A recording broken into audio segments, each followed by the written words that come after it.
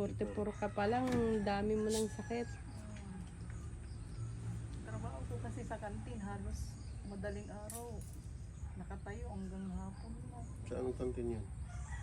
Sa Quezon City po. Oh. So, nanggaling ka pang Quezon City. Bupis na ako doon. May schedule ako ng Quezon City. Saan sa Quezon Sa City? may Tandang Sorok. Sa may Matandang Balaran. Yung makikita talaga. Sa may parking. Yung last na kasama kong bumili doon sa Ukay-Ukay. Yung Flor de Lis na yun, Tagalaon yan sila. Lapit lang. Isang trasir lang. Nandun ko na. Ay, dalawa. Hindi ako gumagala. Nandun lang ako. Saluyot. Saluyot. Hindi. Mas masarap yun sa kon. Gata. Hindi. Bangus.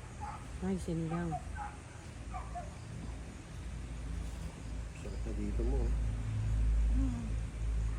Kaya nga nagpahilap sa mga Magic Mall. Hindi matagal na din. Aray ko.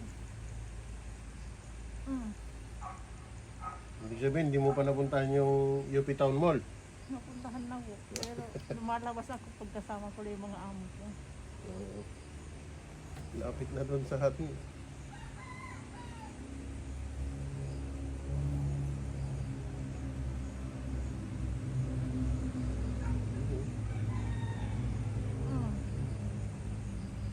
Hindi nilot dito wala.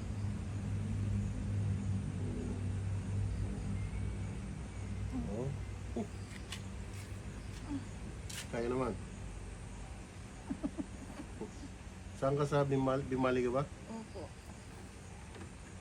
Nung nakarang linggo na doon kami sa Gamayan. Gayaman. Gayaman ba yan? Gayaman. Oo nga, Gayaman. Kumayan. Malapit na po daw. Gayaman nga. Malapit talaga. Siyempre, taga Binmali siya eh. Alam niya yun. Gayaman kit ko ah. Nagyan na dyan Gayaman ng Tilapan.